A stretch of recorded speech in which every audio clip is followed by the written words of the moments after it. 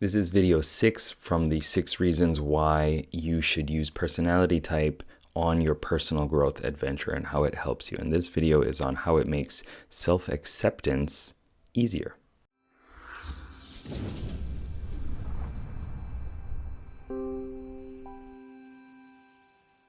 What's up, legend? It's Sherman here from Geek Psychology, helping you find your true character and level it up so you can play life better.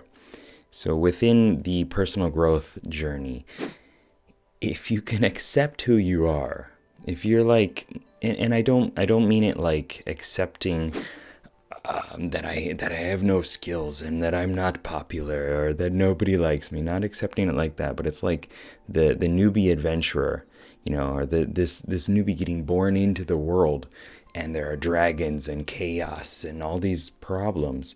And accepting that, okay, if I want to make a change, then I need to use the skills that I have. I need to use my superpowers and do something proactive with them. It's accepting that, like, this is the class that I was born into. This is the skill set that I innately have. So I'm going to wield those to the best of my ability to make an impact, to change the world, to change and better my life and the community and the people around me. So knowing your personality type eases that process of self-acceptance, because you can look at it and you can say, okay, these are my natural strengths. I'm a mind type, right? I'm an intuitive, and also I'm a heart type. I'm a feeler. And just seeing that, like, okay, I should gravitate more towards ideas and creating possibilities and potential. And I should also gravitate more towards peopling and helping people, even if it might feel draining. Maybe you're an introvert and you're like, well, I'm more of this kind of defensive type, character. I'm not necessarily that offensive one that just goes out there and proactively does all these things to meet people's needs or whatever it is. But it's saying, like, okay, I know that within me there's ideas, inspiration, possibilities, and people and feelings and heart and values and things like that. And if I can combine those in a way, then it's going to improve my ability to get into flow and to help the world and to feel better about doing all the things that I'm doing. Instead of fighting that and saying, okay, no, I need to focus on the truly practical day-to-day routine of things and implementing these procedures. That's not my wheelhouse, and that's okay. That's not my wheelhouse, and that's okay. Accepting that is one of the keys. Also, in a way, it kind of justifies your flaws or your struggles. Whatever you focus on, and that becomes your primary strength, then that also creates a primary weakness, because with so much focus on one thing, you cannot attend to all the other things. And there's like a polarity, right? There's one thing that you are not paying attention to because you're specializing in this other thing. It's the cost of specialization, right? If you spend all your time learning how to be an amazing mechanic, well, that probably means that you're not, I don't know, maybe studying philosophy as much, or it means you're not,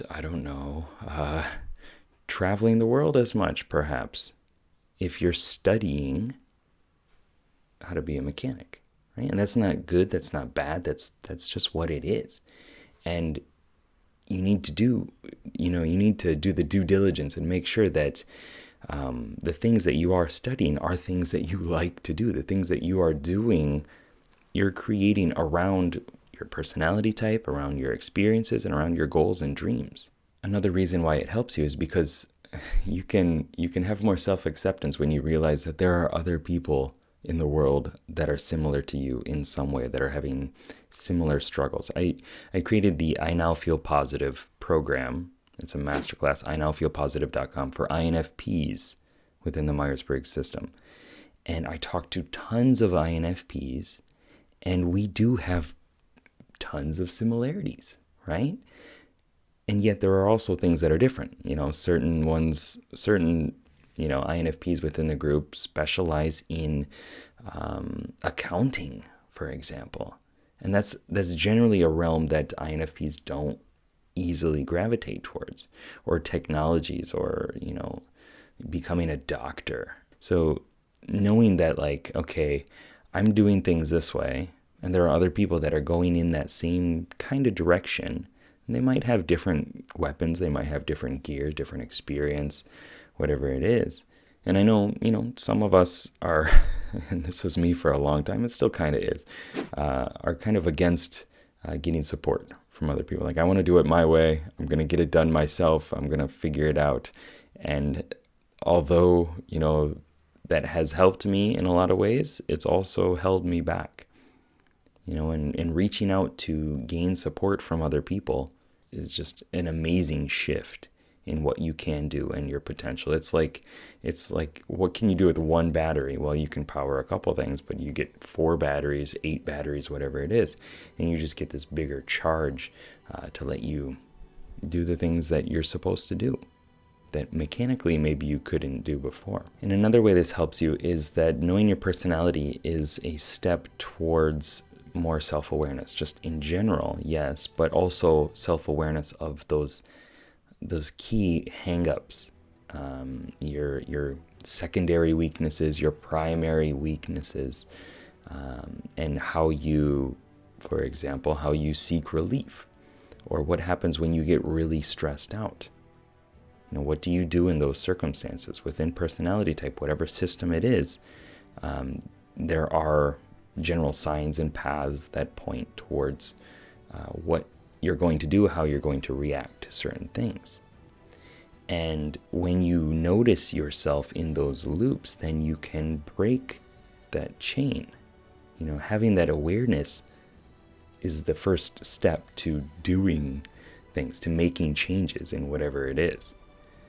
I used to, before I figured out that I was an Enneagram 9, I was like, nah, I'm not angry. Many of you who have been to this channel for a while know this story, but I was like, I'm not angry. I'm just a happy-go-lucky guy, and everybody told me that too.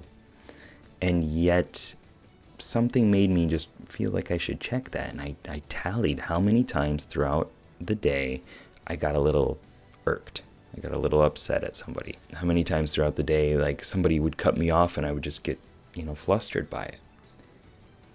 And just tallying that up brought a huge amount of awareness to my personality type and the obstacles that I had in the way that I needed to overcome or go around or whatever it is. Incredibly impactful. So whatever your personality type is, look into those weaknesses, those struggles, as well as the growths and the strengths that I've been talking about for a lot of these videos.